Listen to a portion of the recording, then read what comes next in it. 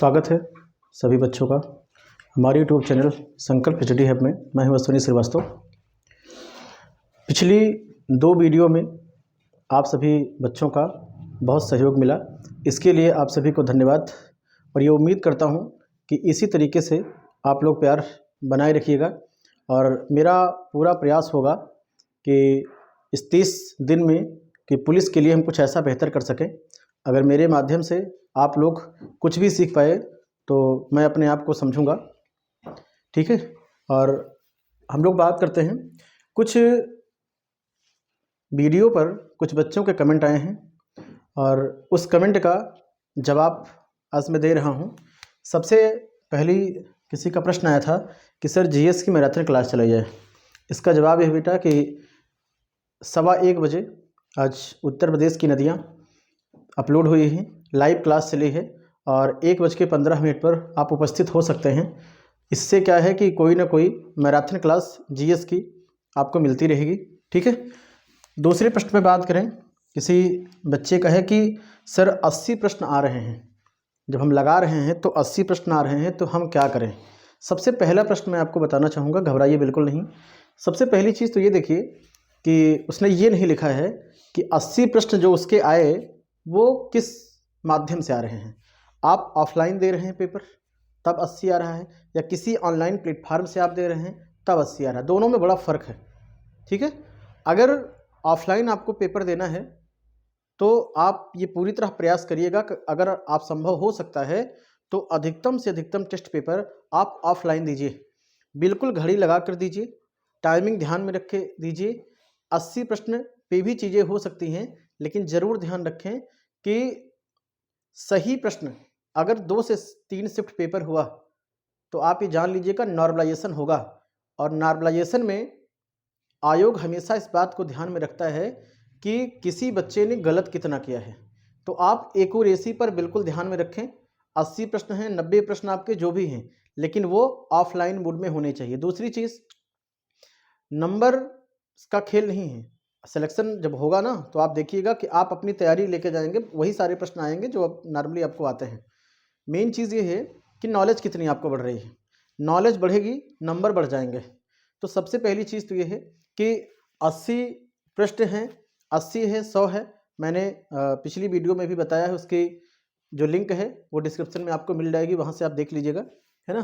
कि 80 प्रश्न पर आपको क्या करना है मैंने बता दिया है आपको। तीसरा है सर एससी का सेफ स्कोर क्या रहेगा। देखिए सेफ स्कोर की बात यह है कि एक अनुमानित ही लगा सकते हैं, हम लगाएं या कोई भी लगाए, एक अनुमानित है। लेकिन जितने फॉर्म पड़े पुलिस में, कल एक वीडियो हमने डाला था उस पर कि कैसी किस प्रकार की कंपटीशन रहने वाला है। जहां से आप देख रहे हैं वहां पर एक सीट में 80-85 है, लेकिन हम देख रहे हैं तो एक सीट के आसपास 12-15 के बीच में कंपटीशन रहेगा। ये एक नॉर्मल सी बात है। ट्रेन में भी आप सफ़र करने जाओगे तो इतना लगभग रहेंगे, है ना। तो हर जगह लगभग 10, 15, 20 के आसपास कंपटीशन हमेशा रहेगी, इसको मान के चलिएगा। और इसी में से निकलेंगे तभी तो बहादुर हैं। और दौड़ने वाला कोई हो ही ना, आप अकेले दौड़ोगे तो विजेता तो आपको इसे आना है, ठीक है। तो रही बात कट ऑफ की, तो जितनी सीटें हैं इस बार पुलिस में, मैं फिर से कह रहा हूं बहुत ज़्यादा घबराने की इसलिए ज़रूरत नहीं है। 50 लाख फार्मों में से 1 लाख या 2 लाख बच्चे इस प्रेशर को बर्दाश्त नहीं कर पाएंगे, वो बिल्कुल नहीं जाएंगे पेपर देने, ठीक है। ये एक संभावना सी बात ये है। दूसरी चीज़ ये आप ये समझें कि इनमें से बहुत सारे जो बच्चे थे उनकी तैयारी नहीं हुई है और 1.5 से 1.5 महीनों में उनकी तैयारी उस तरीके से हो भी नहीं पाएगी। और बहुत सारे लोग फार्म डाले हैं कि और पढ़ नहीं रहे हैं। तो आप जरूर ये ध्यान रखिएगा, जो पढ़ रहे हैं कंपटीशन उन्हीं के बीच में है। आप गिनतियों पे बात मत करिएगा कि कितनी सारी गिनती के लोग वहाँ जा रहे हैं। लोग केवल ट्रेन में भरने के लिए जा रहे हैं, बसों से सवारी करने के लिए जा रहे हैं, वहाँ अपनी उपस्थिति दर्ज कराएंगे। लेकिन दरअसल ये है कि बहुत ज़्यादा, है ना, वो पैसे का लालच उनको खींच के लेकर जा रहा है, ठीक है। लोग जो फार्म डाल रहे हैं कुछ इस तरीके से डाल रहे हैं, अगर आपने डाला है तो हम भी क्यों नहीं डालेंगे, ठीक है। जबकि हकीकत ये है कि वो अच्छी तरह जानते हैं कि हम पढ़ भी नहीं रहे हैं। प्रयास करने में अगर आपने फॉर्म डाला है तो पढ़ लीजिए, कम से कम 1-1.5 महीना अच्छे से, नौकरी मिल जाएगी आपको, ठीक है। तो बहुत ज़्यादा घबराने की रिक्वायरमेंट नहीं है, क्योंकि घबराने से कुछ होने वाला भी नहीं। या तो अभी घबरा के छोड़ दीजिए पेपर, है ना। अगर करना है तो फिर करना है। और मैंने पहले ही आपको बताया था कि जितनी सीटें हैं जैसी है, अगर आप देखेंगे तो जनरल की जो कट ऑफ है वो 105 और 110 के बीच। आप ये मत समझिएगा 50 लाख होगी तो कट ऑफ चली जाएगी 130 प्लस में। 130 प्लस कोई नहीं कर पाएगा, है ना। तो घबराने की बात नहीं है, अपने आप को सेफ सुरक्षित जोन में रखिए। अब कट ऑफ है, उससे आप जानते हैं 3-4 नंबर आगे पीछे हमेशा लगा रहता है। तो जनरल 105 से 110 के बीच में, ओबीसी पुनः बता रहे हैं 100 से 105 के बीच में, और एससी 80 से 85 के बीच में, ठीक है।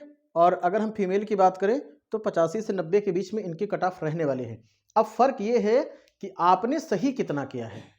अगर आपने गलत ज़्यादा किया है, 105 से ज़्यादा आपने सही किया है और गलत ज़्यादा हैं, और कोई लड़का आप 95 केवल सही किया है, उसके गलत नहीं है, तो आप ये जान लीजिएगा कि इस समय की जो परीक्षाएं चल रही है नॉर्मलाइजेशन में, आयोग हमेशा ध्यान रखता है कि किसी भी बच्चे का कितनी गंभीरता के साथ उस बच्चे ने तैयारी की।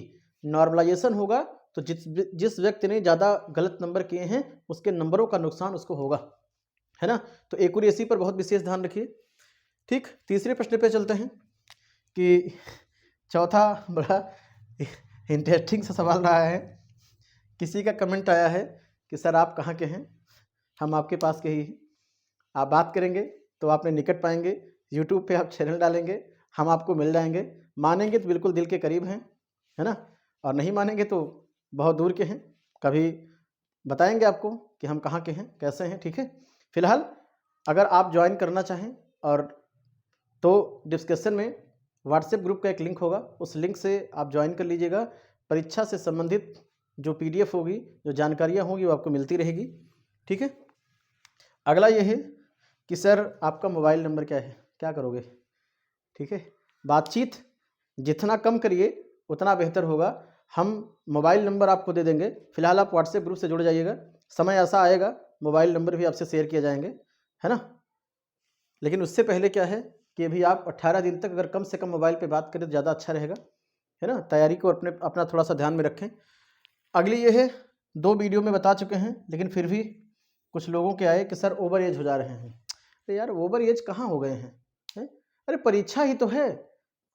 मान लीजिए एक महीने का समय है, आप मेहनत कर लीजिए, है ना। अरे ओवर एज पुलिस के लिए हो गए हैं, बाकी परीक्षाओं जिंदगी के लिए ओवर एज थोड़ी, बूढ़े थोड़ी हो गए हैं आप।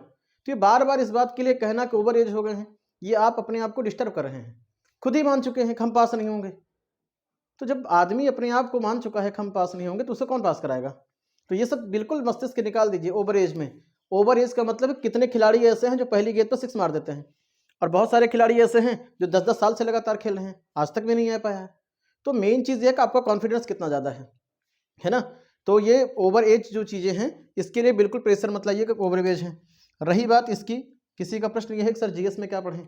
कल एक वीडियो गया है, आप लोग उसको देख लीजिए कि जीएस में कहाँ कहाँ आप फोकस करेंगे कम समय में। 30 दिनों में अगर आप नए हैं तो आप कहाँ कहाँ फोकस करेंगे। रीजनिंग पे भी वीडियो जा चुका है, जीएस पे गया है, कि आप हिंदी पे भी गया है कि क्या क्या चीज़ें आप पढ़िए कम समय में, कि उनको देखकर परीक्षा हाल में जरूर जाइएगा।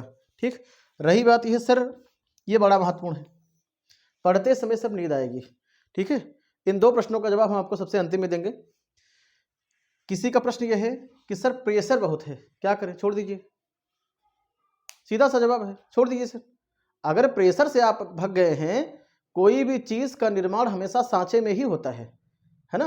जिस चीज़ को आप देख रहे हैं ना, आज का निर्माण हुए बच्चा, वो सारी की सारी चीज़ें प्रेशर से ही बन रही हैं, और आप प्रेशर नहीं बर्दाश्त कर पाओगे। ऐसे बहुत सारे बच्चे बर्दाश्त नहीं कर पाएंगे। ठीक है, वो केवल जा रहे हैं और लौट आएंगे फिर। तो पहली चीज़ तो ये, प्रेशर बिल्कुल न बनाइए, आप ऐसा मान के चलिएगा ना, है ना। ठीक, आप सारे लोग हैं, इसको भी थोड़ा सा ध्यान में रखें कि, है ना, प्रेशर लेने से कुछ होने वाला है नहीं, प्रेशर मत लीजिए। इस चीज़ को सोच के चलिए, ज़्यादा से ज़्यादा क्या होगा, नहीं निकलेगा। अरे तो क्या ज़िंदगी चली गई? ज़िंदगी तो नहीं गई है ना। आप इतना समझो, आपके प्रेशर से कोई दिक्कतें आपको हो सकती हैं, है ना। माता पिता बड़ी उम्मीद से रखे, अरे पूरा आगे चलकर की ज़िंदगी में निकलना है, कोई एक नौकरी है, प्रयास करिए आप अपने हिसाब से। ठीक है, लेकिन इस बात के लिए रखिए कि अगर नहीं निकलेंगे फिर उठेंगे, फिर लड़ेंगे। इस सोच के साथ लगातार चलिए तो आप निकल जाएंगे। भावना अच्छी रखिए अपनी, आप ये सोच के रखिए कि नहीं नौकरी मिलेगी। तो प्रेशर पर बहुत ज़्यादा वो रखिए। मॉक टेस्ट सर कैसे दें, मैंने आपको बताया कि मॉक टेस्ट जो दिया जाता है, पहली चीज़ तो ये है, इस चीज़ को कभी मान के मत दीजिएगा कि मेरा टेस्ट पेपर है। ये मान के चलिएगा कि मेरा पेपर है, और उस पेपर में आपको वो ऐसी सारी चीज़ें करनी हैं जैसी आप एग्ज़ाम हॉल में देते हैं, वैसे ही उम्र होनी चाहिए, वैसी ही गंभीरता होनी चाहिए। टाइम बिल्कुल रखिएगा, आपके पास 2 घंटे का समय आपको लग रहा है, 2 घंटे नहीं मिलेंगे आपको। 10 से 15 मिनट OMR में कितने ऐसे बच्चे मिलेंगे आप देखिएगा। अभी भी अगर आप प्रैक्टिस सेट दे रहे होंगे किसी भी कोचिंग में, ऑनलाइन ऑफलाइन, आप देखिएगा कि कितने ऐसे बच्चे हैं जो OMR ठीक से नहीं भर पा रहे हैं। तो ये एक एक सेकंड की जो कीमत है ना, वो एग्जाम में बहुत सारे बच्चे हैं और आयोग आपको ये सब सारी चीज़ें देगा कि एक प्रश्न गलत पूछेगा, बहुत सारे बच्चे बाहर। तो मॉक टेस्ट देने के लिए, ठीक है, आप OMR लेकर के बैठिएगा, टाइम मैनेजमेंट कर लीजिएगा, बाकी हम आपसे बात करेंगे इसमें, ठीक है।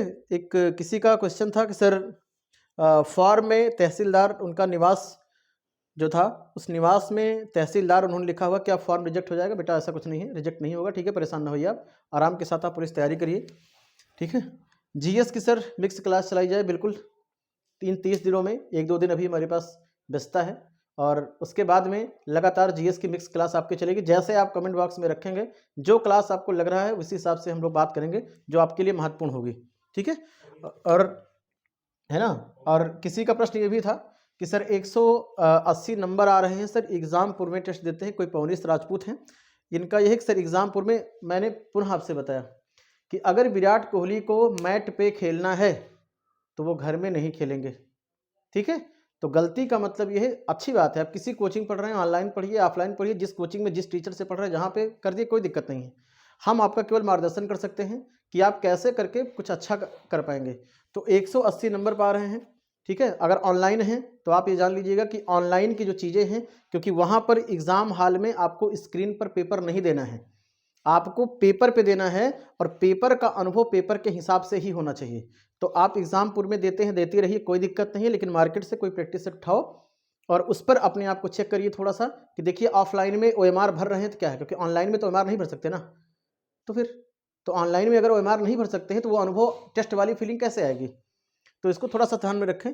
और आखिरी में चलते हैं सबसे महत्वपूर्ण क्वेश्चन पर, और ये बहुत बड़ी समस्या है। लिखा हुआ है कि पढ़ते समय नींद आ रही है। आपको बताते चले कि ये सारे जो प्रश्न हैं आपके, कुछ मैं प्रश्न आपके सामने लिख रहा हूँ और जैसे आपको बताते चले कि ये जो लिखा हुआ है, जैसे लिखा है लाइट नहीं थी, ठीक है, ये पढ़ने चले और पढ़ने पे इनके समय यहाँ लाइट नहीं थी, ठीक। अगला इन्होंने एक ये है कि मामा जी आ गए थे, ठीक। दूसरा ये है सर घर नहीं थे। चौथा ये है सर मूड नहीं था। बड़ा खतरनाक बहाना है ये सब, आप देख रहे हैं। ये दरअसल क्या है भैया, ये सब क्या है, सब बहाने हैं, ये सब बहाना है। अब आप बताओ, इसमें लिखा हुआ है, ठीक है, कि सर मूड नहीं है। अब आप सोच के देखो कि कुत्ता काटने के लिए दौड़ा ले और आप भागेंगे नहीं, आप ये कहेंगे कि ना आज आप काट लीजिए, मेरे भागने का मूड नहीं है। तो ऐसा कहाँ संभव है ना। ये सब बहानेबाजी है, बहानेबाजी बंद कर दीजिए। आप जिस काम के लिए समय निकलता है आप समय निकाल लेंगे। मोबाइल एक ऐसी चीज़ है ना, बहाने नहीं चलते हैं। अभी मोबाइल आपका रिचार्ज ना हो और मोबाइल चार्ज ना हो, आप 1000 तरीके ऐसे ढूंढेंगे जिससे मोबाइल रिचार्ज हो सकता है, क्योंकि मोबाइल आपके लिए ज़रूरी है। लेकिन कैरियर कैसे बढ़ेगा, आप सीरियस नहीं हैं, तो इसलिए कैरियर के रास्ते नहीं आपको नहीं मिल रहे हैं, ठीक है। और रही बात इस चीज़ की, सर पढ़ते समय नींद आती है। देखो बच्चा, नींद 2 ही कंडीशन में आती है। पहली कंडीशन ये है कि अगर नींद आ रही तो सो जाइए, फिर उठिए फिर सो जाइए, फिर उठिए फिर सो जाइए और लगातार सोते रहिए। जब लग जाए कि नहीं अब हमारी नींद पूरी हो चुकी है, तब पढ़ना शुरू करिए। और अगर नींद ज़्यादा आने वालों के साथ 2 ही समस्या है, या तो उनकी नींद पूरी नहीं है और दूसरी चीज़ ये है कि उनकी ज़िंदगी का कोई उद्देश्य अभी तक क्लियर नहीं है। जब सामने कोई चीज़ क्लियर नहीं होती है कि हमको जीवन में क्या करना है, तो नींद बहुत ज़्यादा आएगी, है ना। तो इसको समझिएगा, ये सब क्या है, ये सब बहानेबाजी है ना। तो इन बहानेबाजी को दूर करिए। और जितने सारे प्रश्न हैं, बाकी अगर आपको लगता है कोई आपका प्रश्न है तो कमेंट बॉक्स में आप करिएगा, ठीक है। सारे लोग अच्छे से मेहनत करिए। मेरा प्रयास ये रहेगा कि इस बचे हुए समय में हम आपके लिए कुछ बेहतर कर सकें। वीडियो को लाइक करिए, कमेंट करके बताइएगा कि क्लास आज जिस पर हमने बात की वो आपको कैसा लगा। बहुत सारे बच्चों तक इस वीडियो को आप लोग पहुँचाइए। अगर आप लोगों का सहयोग बना रहा तो आने वाले समय में 30 दिनों में कुछ अच्छा करने का हम प्रयास करेंगे। सभी बच्चों का बहुत बहुत धन्यवाद।